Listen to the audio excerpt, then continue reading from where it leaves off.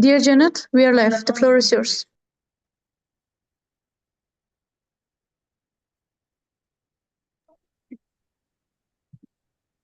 Uh, so,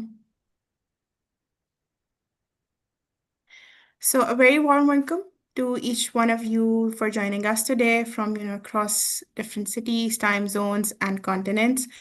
It is truly humbling to look at this place and know that people from around the globe have gathered here, not just for a transaction, but for a conversation that matters. So my name is Jannat Ahmed, and I serve as the head of human resources at Women Ascension. And today it is my absolute honor to be your moderator for what I genuinely believe will be a session worth every minute of your time. Today marks a very special milestone as we are officially beginning the Women Ascension 1 Million Leader 2030 HR and Inclusive Leadership Series. This series is a collective, it's a collection of 6 expert-led mentorship sessions that will run from today through to 16th April. And trust me when I say that this is a journey you will not want to miss a single stop of. So, across these sessions, we will be exploring some of the critical and timely themes shaping the future of workplaces, which include inclusive talent acquisition, learning and future skills, employee engagement and well-being, women in leadership, employer and personal branding, and diversity, equity, and inclusivity. So this session is, particularly designed to go. These sessions, the series is basically particular to designed to go beyond theory. Through, these expert-led sessions, our goal is to create conversations that are practical, relevant, and grounded in building ethical, inclusive, and sustainable workplaces. Okay. So now let's talk about the session. So now I really want you to think back for a moment.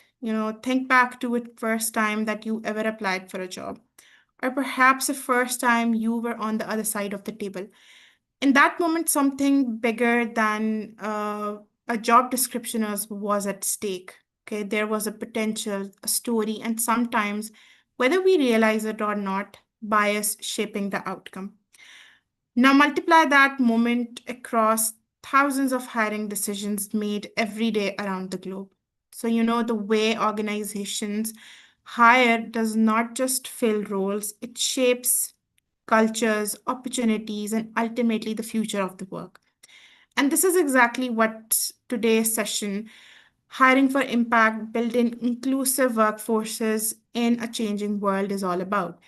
We will explore how organizations can reduce bias in real hiring decisions, how teams are being built across borders and cultures, and how emerging trends like AI and skill-based hiring are, transforming the way we access talent now. And for the young professionals joining us today, we will also talk about a bit about how you can build your own part in the field of HR. Now, a session about transforming the way we hire demands a guide who has not just studied these questions but has lived them. And someone who has sat in the rooms where these difficult hiring situations and decisions are being made, and who has built the frameworks that shape workplace cultures. So I'm very pleased to tell you that we have found exactly that person for this session. So please welcome our mentor for today's session, Ms. Noor Ul Ain. So Ms. Noor brings nearly a decade of international HR experience across talent acquisition, HR policy, manager development, and operations. And she currently serves as the deputy director at ENCS and is also a certified NLP practitioner and a career coach recognized on global platforms for her work in HR and workforce transformation. Now, what makes Ms. Noor's perspectives especially valuable today is because of her focus on a group often overlooked, in organizations, that those are middle managers, the people who connect strategy with day-to-day reality and who play a critical role in shaping workplace culture. Now, because inclusive hiring doesn't end with the offer letter, it truly begins with how people are supported, developed, and then led within an organization. And that is exactly the perspective Ms. Noor brings to today's conversation. So, Ms. Noor, we are very delighted to have you with us today. Now, before we officially begin the session, just a few quick notes to ensure that we all get most out of this session. So please keep your microphones muted during the session to avoid any disruptions. You will have the opportunity to engage directly with Ms. Noor during our Q&A. We warmly encourage you to post your questions in the chat box, throughout the session. We will be collecting them and addressing them in our dedicated Q&A window at the end. Or if time or format allows, you may have the chance to speak to Ms. Noor directly. Now, dear everyone, take notes, reflect, and get ready to walk away with ideas, you can put into practice. This session is for you. And with that, let's begin. Once again, very heartfelt welcome to every one of you who are here today. Ms. Noor, I will not take more time. The floor is all yours. Please go ahead.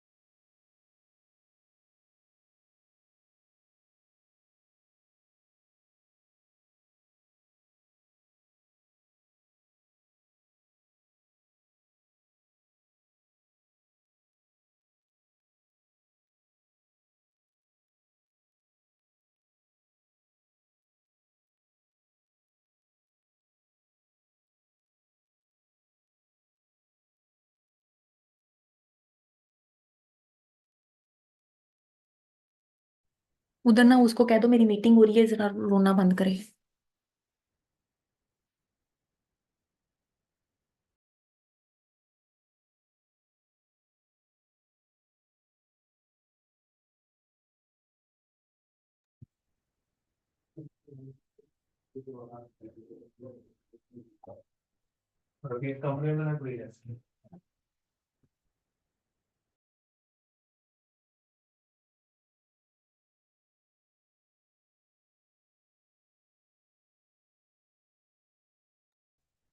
Those of you who are saying that you guys cannot hear, we are just starting soon.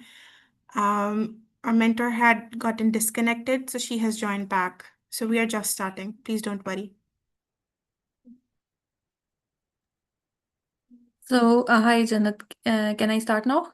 Yeah, sure, ma'am. Please go ahead. Okay. Hello everyone, and apologies for the delay. There was some technical issue, unexpected.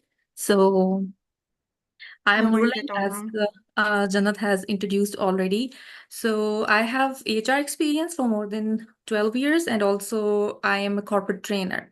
So the topic which we are going to discuss is about hiring, also about ethical hiring, also how AI is evolving and how the dynamics are changing. So we will touch step by step different topics. So For example, if I talk about the objective of today's session. So first we will discuss how ethical and inclusive recruitment strengthen organizational growth and sustainability. And also we will explore some practical strategies to reduce biasness in hiring process. And also we will examine that what is now the future of hiring, because obviously now in most of the organization we are using AI tools. So how it is impacting in recruitment, and also people in this session who want to pursue their career in HR. So what are the main points that they have to keep in mind? So these are the area that we will discuss. First, if we see about the hiring. Now, as I explained you that I have been HR from last 12 years. Now, if hiring dynamics are changed after pandemic, especially. For example, most of the company, they prefer remote workforce. And if I see remote workforce, so people are working from globally, and organization hire global team. And because of that, competition is also very vast and very at high peak. Why? Because before that, companies used to hire employees from the region, from within their country. And at that time, people from same, you can say, country, same culture, they were obviously exploring new aspect of their job role. But now, because of global team, most of the people, they are exploring more diverse culture, skill, and organization also prefer people who have a team, who have diverse experience, and also they prefer people from around the globe. So, and the other thing is, previously there were a very manual screening system, but now we have AI tools. And with AI-based tool, people screen their candidates. They also interview. There are some AI tools. They are interviewing their candidates. Now the hiring process is also changed. It is also impacting the process, because in manual hiring there were emotional attachment, but now it's totally machine. And there are only skills, and also we have to maintain resume as per AI tools. Now as a HR, most of the people, they contact me that I am applying in 100 of company, but I am not receiving a call. Why? Because most of the people, they don't know that company, they are using AI tools for screening, and they don't know how to prepare that. So we will touch that area as well. Also, as I discussed about remote workforce, and also about global competition. Now we have we have to not compete within the team. We have to compete with the global team. For that, we have to see how skills are changed, how we are improving our skills. So these are the main factor. Now, when HR hire for, or companies hire candidate, they see all these elements. Now, if I talk about, it is also very important aspect, ethical and inclusive recruitment. For that, obviously, first thing is that there should be fair evaluation. Now the question is how we will identify that organizations are doing fair evaluation. Also, there is no favoritism. Again, companies, most of the organizations, they say that we don't do favoritism, but how we will identify that? Also, transparent criteria and equal opportunity. So if I talk about fair evaluation, if before of 5 to 6 years ago, most of the candidate, when let's say if we have a walk-in interview and the candidate has entered, so there are some personality parameters. Most of the HR, they identify that as well, and they identify in both ways about their skills and the personalities. So sometimes most of the candidates, they say that there is a favoritism in the company. If as a HR, we see that there is a favoritism, but honestly, there is not a favoritism. Why? if HR hire people on favoritism based and there is a lack of skill, so when the person has joined the company and they are not performing well, the question will be asked by HR that on which criteria you have hired. Now in AI, the situation is changed. In AI tool, what happened is you just give a command and AI that they screen candidate based on their skills that they have mentioned on their resume. Now the workload of HR and the manual is now decreased. And also there is a transparent criteria. Obviously, when you have mentioned some skills, the candidate who is entering the company is the person who has matched those skills. And there is equal opportunity for everyone because now there is no human element attached. That is one benefit of AI tools as well. But there are some areas, for example, if the companies they are using AI tool, there are a few elements which are overlooked. So we have to see in both ways as well. Now, common biasness that in recruitment we face. First is gender biasness and age biasness, also halo effect. Do you know about halo effect? Anyone can tell me?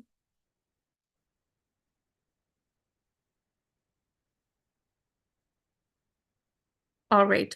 So, and confirmation bias. So if I talk about gender bias, everyone knows in most of the areas, there is gender biasness.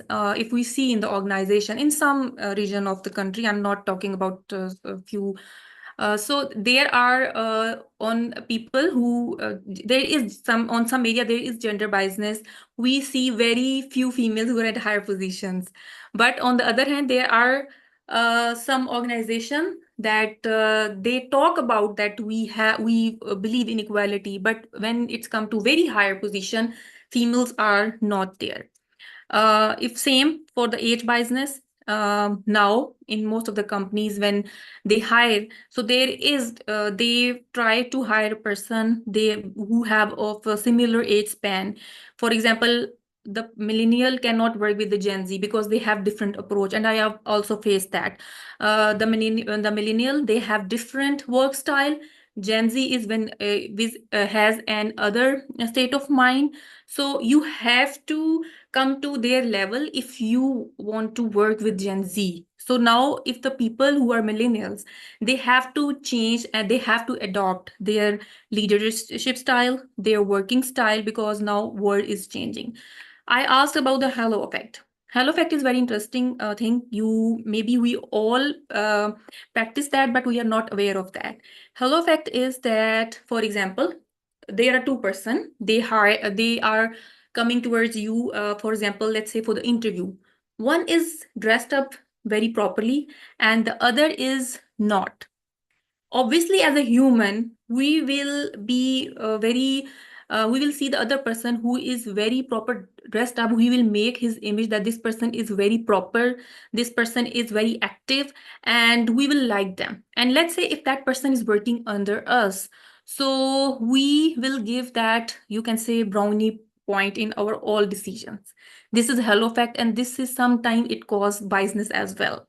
So it is very important. Let's say if we meet people and during interviews, usually when in our videos, in our HR forum, most of the HR, they always say that when you are giving interview, even if it's online, so be prepared because first impression is the last impression.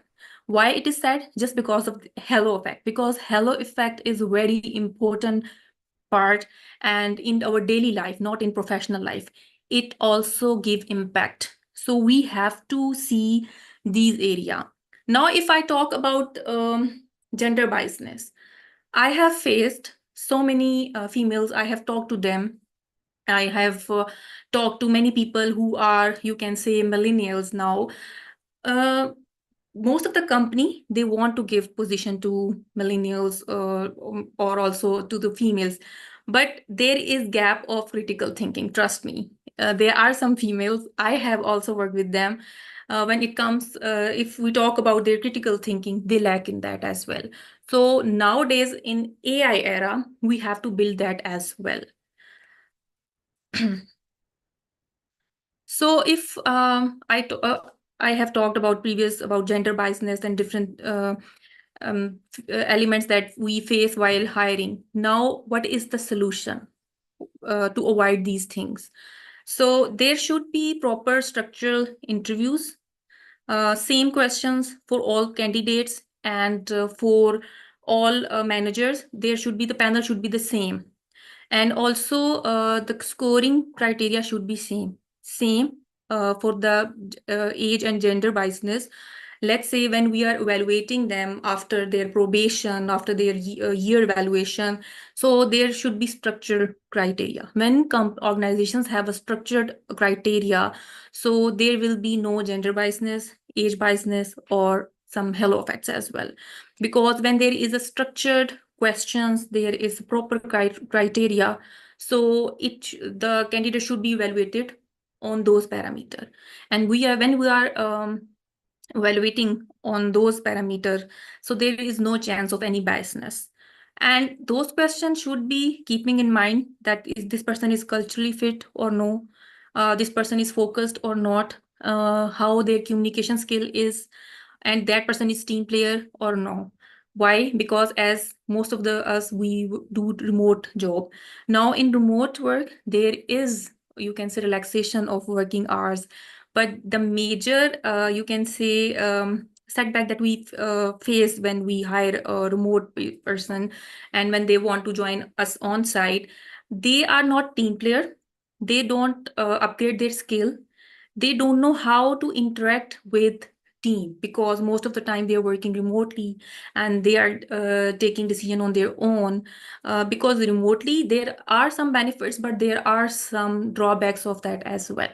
And most of the employees, when they, after 3 to 4 years of their remote works, they want to join on-site role to upskill their interpersonal skill. So most of the time they failed. Why? Because for the past 2 to 3 years, they are working in the same dynamics where there is not too much interaction.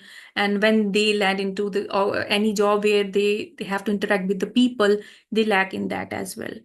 And as now, in most of the organization, they see how a person is good in interpersonal skills, because most of the job they can get done by AI. But they need people who have good interpersonal skill, who are culturally fit, who are focused, and who has a good communication skill. So these are the things that we have to keep in mind. Now I have a question from our audience. There are two candidates. One is from top university, but average skills. And there's another candidate who is from small university but strong practical portfolio. So according to you, organization, which candidate they will prefer? I don't know if host allow you to speak, or you can type on chat. I have no idea. Hi, hello. Hello, yes. My name is Atya Hashmi, and I am myself working as an HR psychologist. So I think, I'm just working for about 3 months. So as far as I know, and as far as my mind is working, I think that's pretty common that we look at the university that are prestigious. Even though they may have very less experience, but I think that's something that maybe it affects the kind of decision that we have to make for hiring the people. Okay. Thank you for the input. Really appreciate that. Anyone else? Okay. So as yes, I think Miss Barbara. Miss Barbara wants to go. Oh, Good evening, all. Good evening. hi. I think the other course, based on your training, I would go with candidate B because of the strong practical portfolio. However, I think there are other things we can consider. Sometimes your organization needs a brand image by recruiting people from, say, top universities, especially, for example, if it's a higher education institution of learning. But if it's just a business, I would go with person B. And then if I went with person A, say in the higher education institution, I would make sure that as HR, we have training programs to get this person to where we want them to be. Very well said. Thank you. Very well said. Thank you for the input. So yes, it depends on the organizations as well. There are some organizations who prefer top university for their branding and also, but also the people who are from top university, they are well groomed. That is a fact. But on the other hand, there are some other companies who hire employees who are from small university, but they have strong practical portfolio and have a potential. Like current company where I'm working in ENCS, they see potential in the candidate. They don't prefer that candidate has um, you can say they are from any fancy university. And we have examples that employee, they are from small university, from a very small area of, they come from very small area and they are excelling. And now most of the organization, they focus on soft skills training as well. That is the reason. Why? Because your soft skills and your technical skills, they both come side by side. Skills can be taught, but if you are not good in your behavioral skills, or if you don't have any potential, so no organization can train you, because it starts from you. So this is the difference in different scenario. We can't say that this is one is the valid answer, because it depends on organization to organization. There are some organizations who say that we need candidate from this XYZ university, but on the other hand, there are some companies that they say that candidates from small university, if they have potential, so they are welcomed and they train them.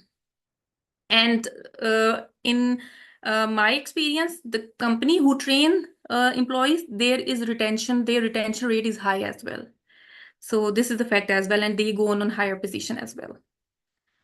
So let's say if we hiring for a recruitment for a global remote team. So these are the main points that we need to keep in mind. First is encouraging a diverse perspective. Why? When you're working with the diverse team, so you will receive a different aspect, different ideas from different team, from their experiences. So it will be a very good learning within the team as well. Also, when we use digital hiring platforms, definitely there is also, when you are interviewing different candidates from the different region, so you can differentiate easily that people from this region or this area has this mindset, and they are capable of these sort of skills, which are very important for our company. And most of the hiring, that should be on skill based, that what would be the outcomes. For example, now company, they invest on, as I said earlier, on your soft skills, because other skills can be taught. So how the person will be, their critical thinking, their conflict management, and also their response, and how they take feedback. Because in today's era, most of the people, they don't like to take feedbacks. They take feedback as a criticism. That is also very red alert as well. And now in interviews, most of the organization, they focus on behavioral skills, that how this person is in behavioral elements.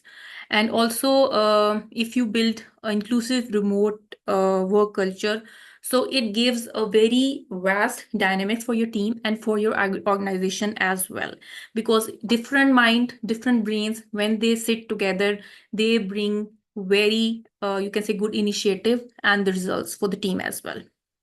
Now, at the end, people who want to pursue their career in HR and talent acquisition, there are some few points I want to add.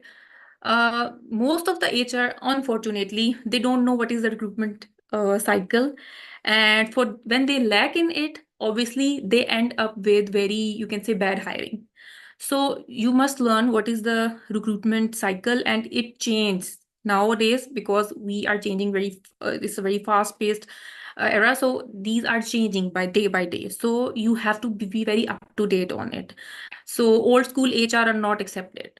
Also, there is very lack of presence on LinkedIn. Most of the HR, they just post their hiring post.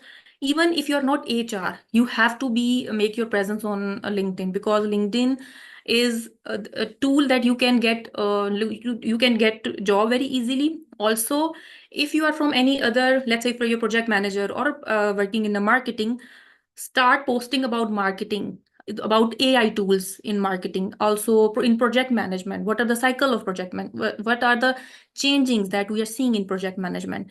When you are seeing for the job, so HR will review your LinkedIn post. So when they see that you are posting, you are not using it like Facebook, you are actually posting relevant to your role, so they will definitely prefer a candidate who is up to date with their skills.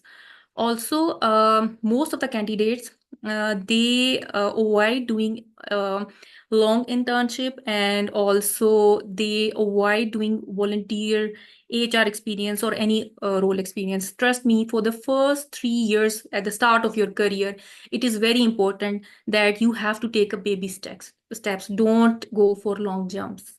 Eventually, you will end up with very, you can say, most of the people on LinkedIn, I see that they are open to work. Always check their profile. They have worked for 5 months, 6 months, or less than 1 year in the organization. That is the reason they end up, most of the organization, they don't hire you because they don't have that skill set. They don't know how to appear in the interview. And also your communication skill and interpersonal skill. As I discussed earlier, now it's AI era. So the thing that matter is your communication skill, your behavioral skill, your interpersonal skill, and how you're focused. Because your job is 70 to 80% of job will be get done by AI. But remaining, what will be evaluated is that your communication skill, your response, and your initiatives, and also your teamwork. These are the main elements now organizations are seeing in the candidates, and HR seeing in the in candidate as well. So these are the main points that we have to take care of. So now, thank you all that you have listened me. If anyone has any question, you can ask. I hope it's helpful for you. No, definitely, it was really helpful. The Thank you. insights that you have shared are, point to, once one has to step back and then look at them once again and think about them critically, that how you have shared such key insights, for inclusive practices in, recruitment and culture environment. Okay, so, before we wrap up, I'll open the floor for Q&A. Throughout the session, a lot of people have been, thoughtfully posting about their ideas on different concepts, the things that you had been sharing, and a few of the questions also have been shared in the chat box. So let me walk through with them, and I'll, pass these questions on to you. Sure. Ms. Noor. Yeah. So the first question is, and those who have questions, now, please post those in the chat box, or if you want to directly connect with Ms. Noor, you can raise your hand and we can give the floor to you. Okay. So there's one question that is from Mr. Samad, and he's asking that how critical thinking is described in relation to gender bias. Is it a common issue across all genders, or it's only within Generation Z? Okay. No, it's not about Gen Z. First of all, in my opinion, yes, most of the time, our Gen Z, they have that, they want things in they want results very quickly, right?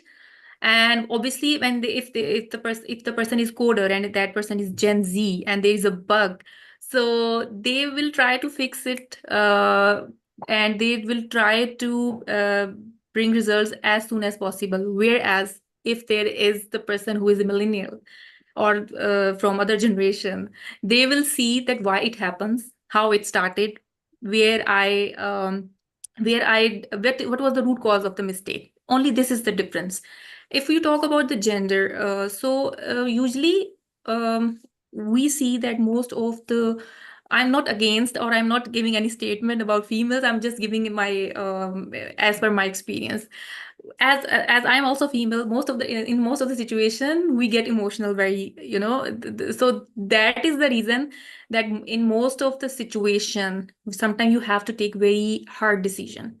Sometimes people also they come and they blame you for such decisions which you think that is good for the organization perspective and for that person perspective as well. But when people come in front of you and they talk about your decision, so there's sometime they are very shaky about that. Maybe they have not taken decision very right. But there are very few examples, but this happens as well.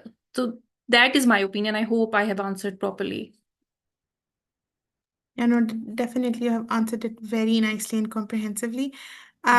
Miss Atya wants to ask you a question directly. So Miss Atya, please go ahead and ask.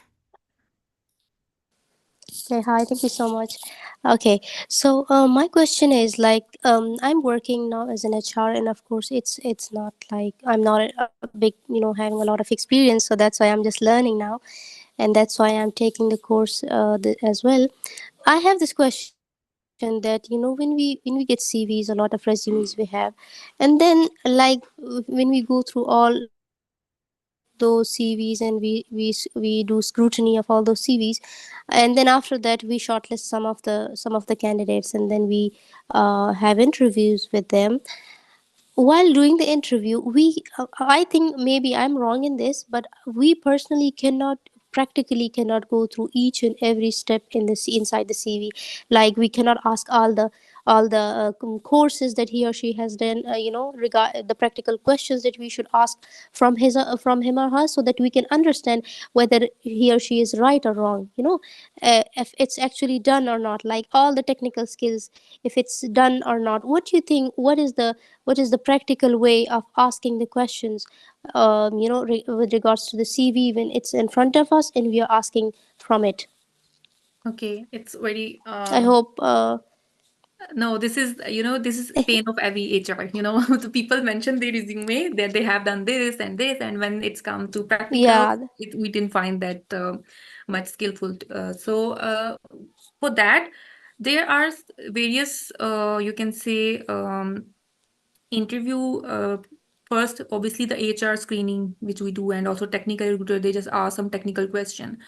But there should be proper technical, if you are hiring for technical team, there should be technical online test. Now there are various AI tool Mm-hmm. company are investing in that. When they screen they share their screen if it's online, and they perform that test. You can verify very easily that that person has that sound technical knowledge or not. Also, when if it's on site, to most of the company they invite candidate to their office and there is a practical test. And if you can Okay. identify that person, if the concepts are clear, that means that person can perform well. Sometimes it's not that the person has to give 100% that test. We just have to see their concepts. So you can not identify in one or two interviews. There should be there other 4 or 5 interviews to evaluate candidate properly. So by doing this, you can easily evaluate that. Okay, thank you so much, Nurul Ain. And I just have one other question. That let's say if you're an HR and you're hiring, for example, 15 candidates you have hired in the past, I mean 1 month or 2 months. What is the average rate of like candidates who are not doing well, even though you have gone through all the process, and you Mm-hmm. think that these two people are not doing well? What's wrong with my decision, or what's wrong with my analysis? So Mm-hmm. how can we give a margin to ourselves as an HR that it's okay, it's a human possibility that Mm-hmm. some people, we go through all those points that we have in our mind, and we go through all the checking, and the person is good at that time, but now the person is not doing well according to what we want or what's our demand. So let's say if two people are like, they are not doing well and we terminate them, so is it okay to accept ourselves like as an HR that it's okay, or no, it should be like reduced? Mm-hmm.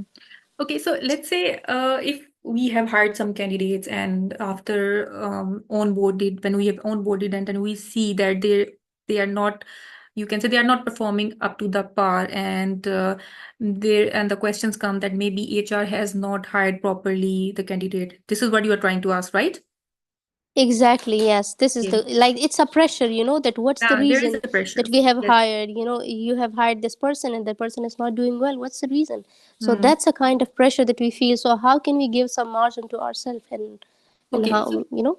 for that, first you have to prepare a departmental policy. There should be a proper policy from HR that these are the step of hiring and this much time can take for quality of hiring. If you want quantity of hiring, so for that there will be possibility that we will be firing employees as well. If organization want from HR that the hiring should be you can say quality hiring, so these are the steps that we have to follow. For that, as I have shared the steps and of interview, after that there is uh, behavioral assessment test. Most of the companies they do that as well.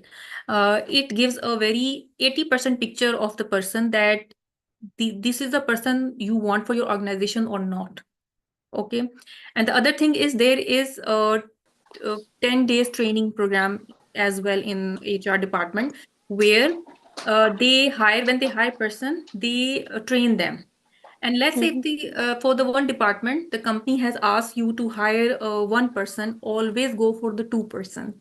If Okay. there is not proper, you can say policies are being followed for hiring, so you have a margin of and tell candidate very clearly, see that we will evaluate you for the 15 days or for the month, and if these are the results we didn't see, so unfortunately there is possibility that we have to terminate you, which I don't encourage, but there are some organizations they don't follow proper policies. In that case we can do that, but I prefer prepare proper policies where if there is some requirement from your organization, give them the proper step. These are the steps. There should be the proper behavioral test, and also there will be proper technical test. Also, there when you do a behavioral test, you can identify very easily that this person is good in critical thinking, this person is good in their time management, this person is good in evolving in the different multi-dimensional team. So it will give you a very proper picture of that person. So nobody is going to blame HR. Okay. HR is Okay. very Yeah. hiring process is very slow. Most of the company they expect from HR that now the today position is open and after 2 days it should be closed. You have to talk at that time with your organization. No, look, if you want quality hiring, so this is not going to happen in 2 3 days or 7 days. It will take time to hire a better Yeah. candidate. Exactly. Yeah. Thank you You so have to much. set Thank lines you. before. Exactly. Okay. Thank you so much for your information.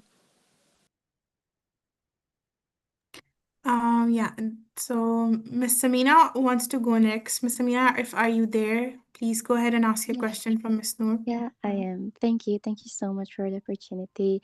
I would like to appreciate the very insightful uh, presentation. I can say I really learned a lot from it. Furthermore, I would like to ask something. I don't really want to be off the guard of the topic, but so I just wanted to say that the first step in getting into an organization is sending our CVs to the recruitment or the HR management email addresses or the form that they share. After being accepted, uh, as you guys also shared, that communication skill is the most important thing. I wanted to ask it from two sides, as an interviewee and also as an interviewer. Like, what are some top uh, tips in recognizing the communication skills of one candidate, and how can HR manager can kind of identify it, and also how can a person who has applied to the job can kind of show those kind of uh, top uh, characteristics for the HR manager. Okay. This is a very interesting question as well. Now the our audience is very interesting. They are I am very glad that you guys are asking questions which is relevant to our topic as well. So first of all, in communication, it's not about that how you're speaking, it's your body language, your listening skills, how you are understanding the questions, and also how, in one word, if I say how you before answering or before telling something, you have to read the room, right? It's for interviewer and interviewee as well. Now, let's say as a HR, if you are interviewing a candidate, first their body language. It's pleasant. It's very, when the person is sitting like this and they are very, it means they are not confident. When the person is not confident, they will not perform well. The other thing is most of the applicant during interview, they don't listen question properly and they just give answer. It also give a very negative impact. So as a HR, you have to see that how they are understanding question, they are listening question, and how they are responding to that. Also, how they are explaining. For example, if I ask that what are the steps of project management, so the person should be able to answer properly in detail. Second thing is the answer should be in 1 to 2 minutes. Most of the candidate, they drag their answer into 5 minutes conversation. They should be aware of that. They are in interview and they have to give answer within 2 to 3 minutes. They just start giving some scenario, 1 to 2, 3, 4 scenario. That means that person is not mentally present or they are disturbed. So these are the things that you have to identify, that the person should be good in explaining, also their body language, also how they're good in listening as well. So if you start identifying these things, you will be able to identify the candidates. Yeah, thank you. Thank you so much for just like not mentioning the repeated things like wear formal clothes or kind of like there were so many things that I've heard so many times, and I'm so glad you shared the very important points that people do not always consider. One thing more, I'm asking this from candidate side. For example, I personally have trust issues, and whenever I go to an organization for the interview, when they serve me, tea or sweets, I really don't like to kind of eat that. I'm really asking of like, is can that have any impact to the hiring process of that candidate? Because I personally can never drink anyone's tea when I'm there for the first time. So can that affect? I know it's unusual, but it just came to my mind. I just wanted to know, like, yeah, because you know a lot. You're a professional. You know, you have interviewed so many candidates that that you might have also kind of faced to this situation before. So out of curiosity, I think it's the best time to ask it from you. No, that's fine. Yes, obviously that's your choice. Nobody can evaluate you that the person is not taking tea or eating something. Just you have to give a very polite answer for that. That thank you for offering or something like this. But I just had my you can say tea break or my breakfast or something like this. So I'm full. So nobody evaluate you on these things. They only evaluate you during the interview, how you're answering, how you are responding, and how you are making interactive interview. These things are matter. They matter. Those they don't matter. These things that you are taking tea or eating something like this. So don't worry. Yeah, thank you so much. And beside that, in the same organization that I went and I didn't drink their tea, I noticed that they were really not professional. Like I was sitting right in front of them, and they were talking about like you know uh, their routines, the things that are not related to work. And I had waited for almost 40 minutes until they were done, and I could have the possibility of like really talking to them about the job and everything. And that was the reason I never went back to that organization, because they were being so unprofessional. And they, although I was sitting there and waited even before the interview started, they kind of they were like not taking it serious, and that's why I didn't go back to that organization again until now. Although like they called me that I am being accepted to the organization and I can start my work next week. But because of their unprofessional behavior, I thought that it might be better if I step back. That's happened. There are times that you have bad experience and good experience. It's on you how to choose organization. It's not about landing to a job that you are not do. If you are jobless, it's the most of the people, they take decision that they are jobless and they join such companies. So as HR, we also face some candidates who are very unprofessional. Same, there are some organizations, but we cannot control them, but we must know how to take decision on how to take a call on such circumstances. So this is how things work. If you are feeling that you are not you will be not able to work there and this organization is not good for you, that's fine. I mean, you should have your strong gut feeling. Thank you so much.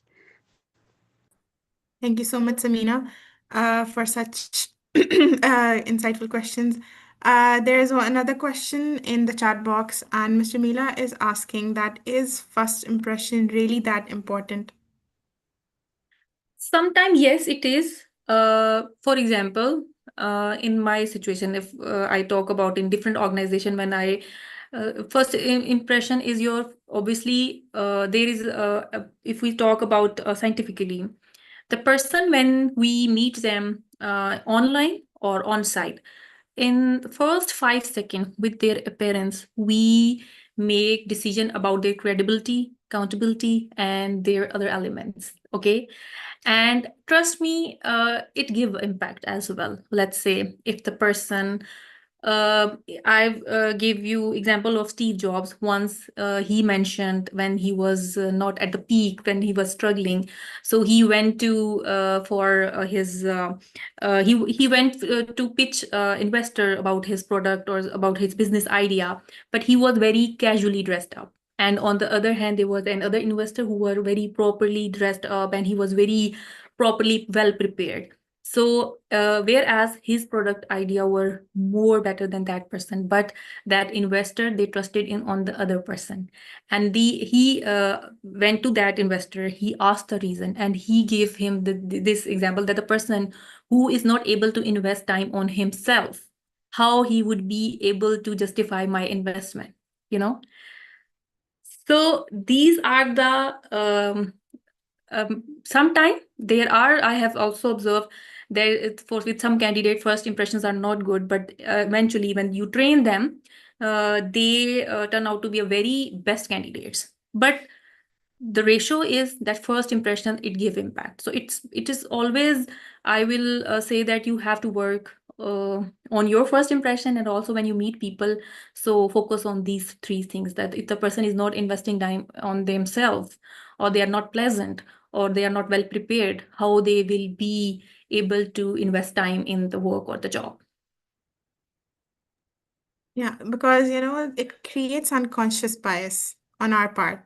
So we are definitely inclined towards those who are well dressed and those who speak very Unfortunately, well. it is. Yeah, yeah. I Unfortunately, have it's human one thing nature. to add, if Yeah. you allow me. Oh, Just by sorry, sure. I'm a psychologist, so that's why I'm seeing it from a psychological perspective as well. I think that's Me really too, important, the Attia, me first too. impression. Yeah, because why? That when someone is sitting in front of you, he or she is showing himself in a that this is like, this interview is very important, like interview is really important state of a human being. Matlab, when the person is giving the interview, that is a special day for that person, so we see that, okay, this person is dressing in such a way in a this special event, in this special situation. How would be that person taking the other serious things in the life, so it shows your seriousness as well, that how you take your life, how much seriously you take your life, and you take your different situations. So that really, like, the first impression is really important for me, I think, because it Yes. shows your overall personality. Of Yeah, course, most it's not definitely. judgment, but judgment is actually, like, judgment is something which is present in human being, and we do judgment based on appearances as well. So Yeah, we see that how a person is talking and how a person is explaining the things, as well as how a person is dressed up. Of course, yeah, there are some times when female, most of the time, they dressed overly, I would say, Yes. like they use some sort of makeup, like extra, I would say. So that also shows some other characteristics as well, like I mean, I would say it is not good, because it's a situation which is formal, so you have to go in a formal way, and that also shows that maybe there is some attention seeking problem as well. So that's why then such people are rejected as well. I think that's how psychological analysis works.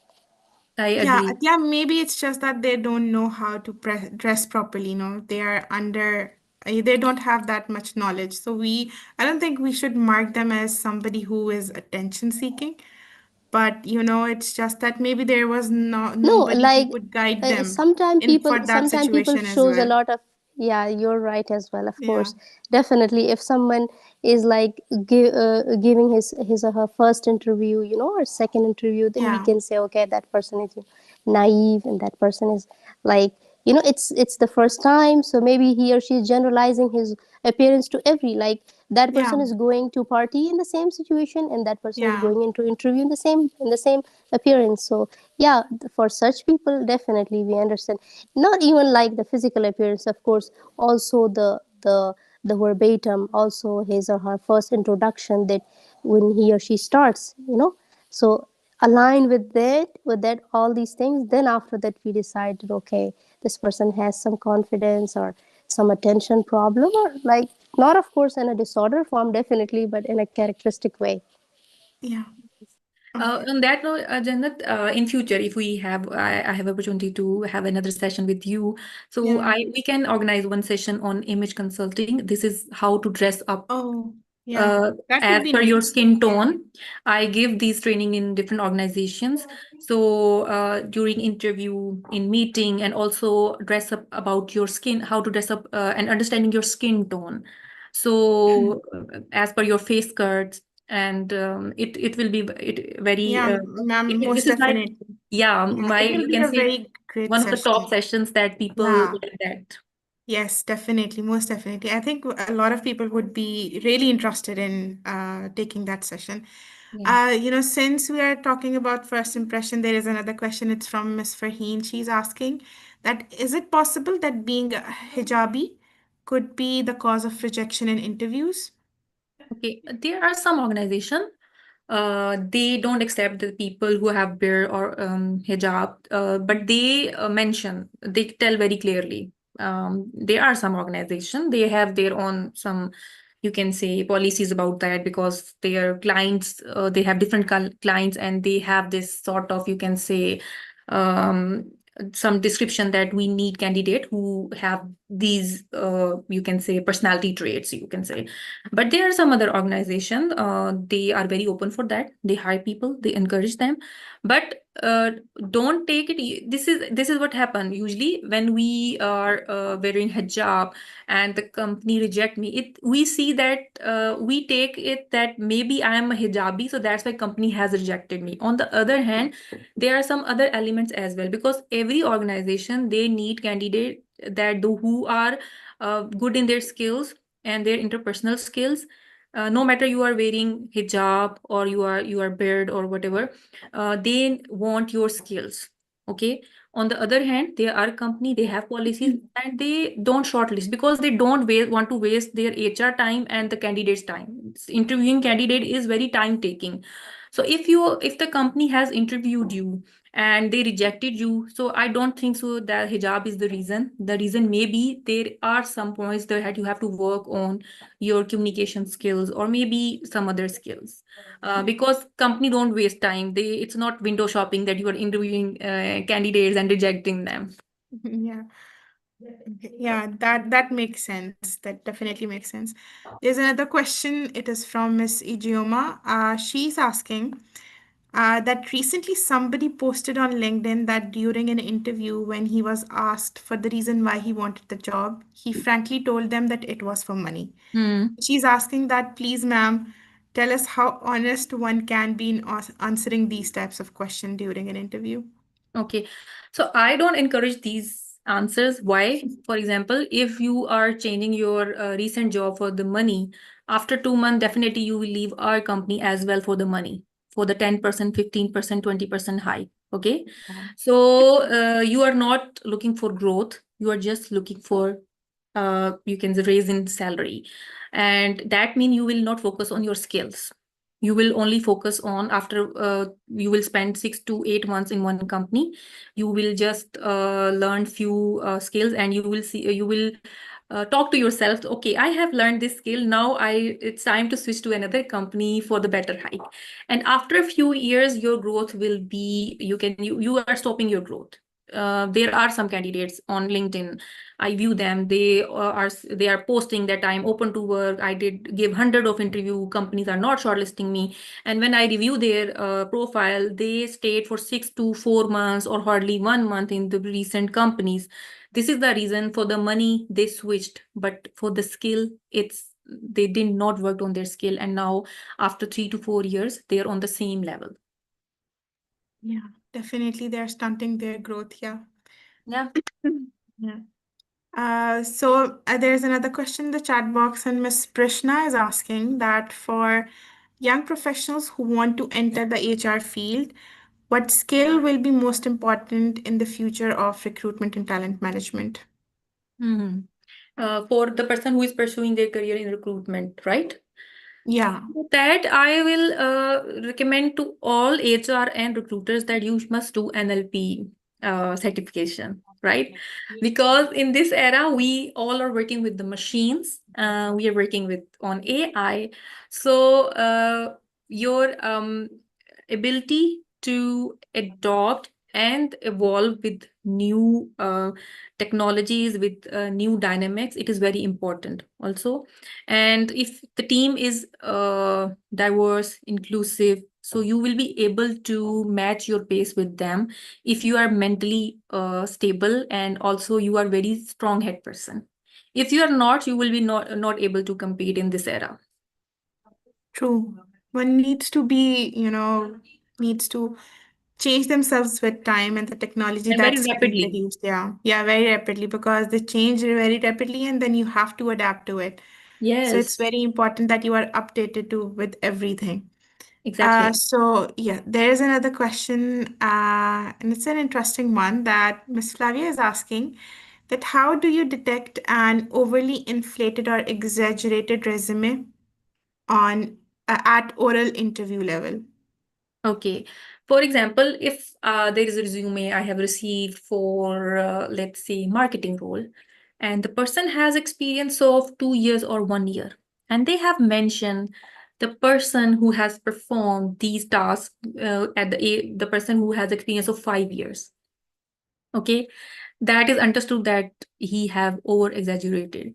And why people mention, when they see that, okay, my manager who has 10 years of experience, he is performing these tasks, and they are just seeing them performing these tasks, they mention their resume, I'm aware of that. If I have watched video of, you can say, Azerbaijan in my YouTube, that doesn't mean that I know everything about Azerbaijan. This is how they do. Okay. um, with experience, number of year of experience, if they have mentioned, as a HR, you should know that in these number of experience, the person should be able to perform these specific tasks.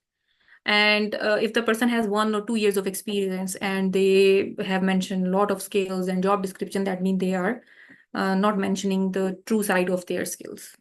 So it's very easy to identify. And also sometimes the person has a 10 year of experience and they have mentioned that they have worked on this XYZ skills. After 10 years, if you're an engineer or if you are in any field, they take 1 or 2 skills and they are, you can say, master of that skill. After 10 years, they cannot say that I am master of each and every skill. Yes, they had performed or experienced in their previous job, but after at a managerial role, there are few skills that you have to be master of that. And when you are interviewing them, you have to be very tricky in your interview. Okay, if you have experience on this, tell me any previous role situation when this situation occur, and how using these specific skills or this specific you can say tool, how you worked on in this situation. So their answer can tell you very clearly. Yeah. In the inconsistencies can be found very easily. Yeah. Very easily. It's very easy. You just have to mold your Yeah. conversation. Yeah. So there's another question from Christabel, and she's asking that how do you know if a job advertisement is real or not? Okay, usually, obviously, when the company, if the HR is posting hiring, so when you apply there and you are not, obviously, you receive response within 15 days that you are shortlisted or not shortlisted. And also, there are, when there is a job role, so there is always mentioned HR at XYZ company. Just go that, search that company on Google, and you will get the idea that this their website, their LinkedIn page, it will give you very clear picture. What the problem is nowadays, people, they don't research, they see the JD and they apply on that email ID.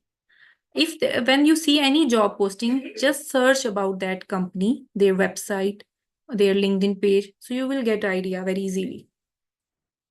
Yeah, one needs to investigate before they apply for any job. Yes, Yeah, that's it's the very issue. important because in the world that's full of, I've seen a lot of Yeah, scams. there Okay. are. So yeah, one needs to be very careful about where they are applying, where they are sharing their information. Yes. So it's very important. Yes, Ms. Shabana, what would you want? Do you want to add something? Yeah, hello to everyone. Can you hear me? Yeah, Yes. we can. Yeah, we can. Okay, good. Actually, I have a question. I'm working in HR, and sometimes when I like advertise a position, I receive more than 700 or 600 application. You know that for some position, especially in our country, we have a lot of skilled unemployed people. So out of this application, I can longlist, for example, 100 of application. They meet, for example, our education criteria, experience, the training we need, and the skills. What is other criteria that we can consider to shortlist this application? Because we know that we cannot shortlist for one position, or when we need one person, we only need to 10 or 50 application to be shortlisted, not more than it. So which criteria I can consider to like shortlist and select some CVs out of this a lot of applications? Okay, so you're not using any tool, a recruitment tool, which shortlist candidate. So you are doing it manually? Yeah, actually, in the previous organization, we had the system, but now we do not. We receive it by email, and we need to shortlist and longlist it by ourselves. Okay, so usually in such situation, you have to, let's say, if you have received at least 15 to 20 resume, everyone, as we discussed minutes ago, that most of the people, they don't read JD properly. They just apply. First, you have to see that the people who are applying for the job, they are matching the skills that you have mentioned. This is also very first parameter. If the person, that shows that the person has applied for the job after seeing the proper JD. Other thing is, so let's say if you have screened 20 to 25 resume, it's not easy that in first 5 or 10 resume you will get the perfect candidate. You have to screen and then you have the person who matched the skills you have mentioned, the JD. Just do your screening questions. If you evaluate 10 to 15 candidates and you find the right candidate after seeing the resume and their interpersonal skills, there is a way in my LinkedIn. I always mention that the candidate, shortlisted candidate, will receive a call after 15 days of submitting their application. If they didn't receive a call, that means they are not shortlisted. So ultimately, they get that message on the LinkedIn ad as well.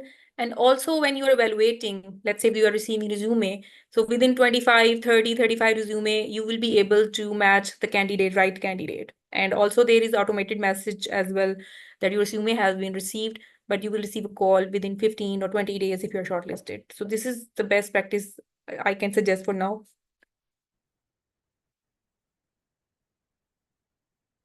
No. Yeah. I think, Ms. Shabana, your question has been answered. There is another question in the chat box, and it is, that for young professionals entering the HR field, what mindset is most important to lead inclusive recruitment in a rapidly changing global workforce? Okay. For that, obviously, they have to be very much up to date. There are different, every day, there are enormous changes in technology. Organizations are adopting that. You have to be up to date with that. That is very, very important. Also, you have to upskill your technical skills. The traditional HR time is now over. You have to be very much up to date. Fast. And also, you have to work on your critical thinking. The critical thinking is very, very important in this era. Because if you don't have proper critical thinking, you will be not able to match the pace of the next generation or of the current generation. Yeah, most definitely, yes. There's another question in the chat box, and it is from Mahnoor, that how to stay consistent in the case of obstacles in HR field. If you love your field, you will be consistent. Yeah. If you are pushed by your parents that you have to be HR because your elder sister or elder brother was HR, then it's not possible and it's very easy. Obviously, if you love your job, so you will be consistent. Yeah, sometimes there are pressure, there are stress, and which affects you. And definitely, we are human. For that, I would suggest that you have to do meditation. You have to follow your some hobbies, for example, some exercise, because there are some time when you see that you uh, just run away from your job. This is sometime your inner voice that it tells you. But if you love your job, you will never say that you don't want to. There are different obstacles, and I want to quit. If you are facing, or if your inner voice is telling you this, that means you are not for this job. Maybe there is another field, you have to opt for that as well. Because sometimes we feel that maybe I am good in these skills, so HR or accounts team is good for me. When we enter to that field, you're not enjoying, and there are obstacles, and you are taking it very hard on you. That mean maybe you have to try another field as well, and then do comparison, because we are not being taught at start of our career that which field is of our interest. We just follow the flow. Like in my case, when I was in university, I was getting good marks in accounts. So I thought I should be accountant. When I did my internship, I started doing my ACCA, but I didn't enjoy my that job. Uh, s- I I wanted to run from my office. But later on, one of my mentor, he told me, why don't you try HR, because your communication skills are good, and I think you should go and do internship there. And it was not in my plan, HR thing. But when I did internship, I enjoyed working there. There were some people, there was some people engagement, there was some conflict management, there was too much variety. So I enjoyed doing that. And then I thought that I should opt for HR.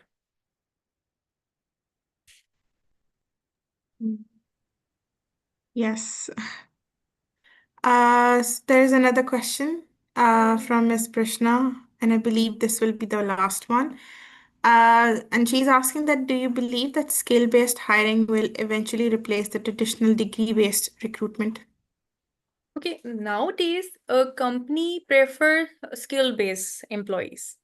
Uh, for example, if the person who is holding a degree, and on the other hand, there is a person who don't have degree, but he or she has experience or those skills.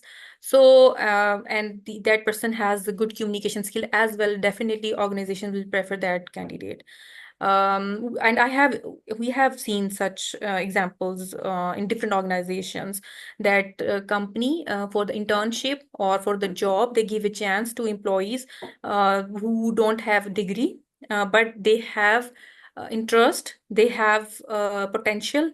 They hire them, they train them, and they give the best results. It's only you have to identify that the difference between the person who is degree holder, they have potential, they have that you can say skill traits that we are looking for, they match with our company culture. This is how you can identify. Yeah. Ms. Noor, would you like to add something before I officially close the session? Yes, first of all, it was a very interacting session. All the audience were very amazing. Thank you all, and thank you inviting me here and giving me chance to share my knowledge here. I hope it was um, up to the part that you have think of. Maybe I'm not sure, but also I want to add one more thing. There are very few platforms who do these knowledge sharing sessions. Hats off to you that I'm seeing in the group that you guys are arranging these sessions, and it is helping many candidates. And it is very important in this era that you have to give session to our different audience around the globe who can learn, excel, and they can bring best from themselves. Thank you. Miss Noor, the pleasure was all ours. Thank you so much. Thank you so much for being here with us today. Thank you. And, for sharing such immense and, great insights and, examples with us today. On that note, I bring myself, we bring today's session to a close. And before I do that, I really want to take a moment, because this deserves more than just a quick goodbye, you know, because session was such an amazing one, truly. I'm glad. We came into this session, with a question that we were thinking that what does it really mean to hire for impact? And, I think over the course of 1.5 hour, last hour, I hope that question has started to feel less abstract and, a little more actionable for everyone you know and Miss Noor, I want to speak to directly to you for a moment. Why? Because I really want to thank you, not just for your insights and the examples that you have shared, but for the generosity with which you have shared with them, with us. You did not speak with us, you spoke with us. You brought years of, hard earned experience into this room and offered it freely, and that is not something we take lightly. Okay. So, on behalf of Women Ascension and on behalf of every participant joining across the globe today, we are deeply grateful for you, ma'am. You have left us we have left this room richer than you found it. Okay. And that is the mark of a truly exceptional mentor. So, thank you so much, ma'am. Thank you so much for the kind words. I have shared my LinkedIn page in chat. I always share some career insights, career counseling for the all the my followers, so that they can, if they are HR or if they are the candidate who are applying for job. I made some short videos so can they learn, and because with my experience they can excel in their career as well. And I'm always available in future as well for any session, because I love the fact that you guys are doing it for past many years, and consistency, and your guests, they are amazing. So it is helping a lot of people who are following your organization. So it's really, I really appreciate that. Thank you so much, ma'am. And to everyone who joined us today, thank you so much. You showed up in a world full of distraction and demands on your attention. You chose to be here to ask questions, listen, and then engage. So that matters. So now communities like this are only as strong as people who show up for them. And you guys showed up. So this was just one of the sessions out of the series of human resources. We are just getting started. We'll be announcing next session very soon, a brand new topic, a brand new mentor, and another space exactly like this. So please stay connected, stay tuned, and watch the space. You will not want to miss what is coming. So until next time, keep building workplaces that are worthy of the people in them. So thank you all. Thank you. Take care of yourself, and we'll see you in the next one. Thank you so much. Thank you. Goodbye. Goodbye. Thank you, ma'am. Thank you so much, dear Jannat. Thank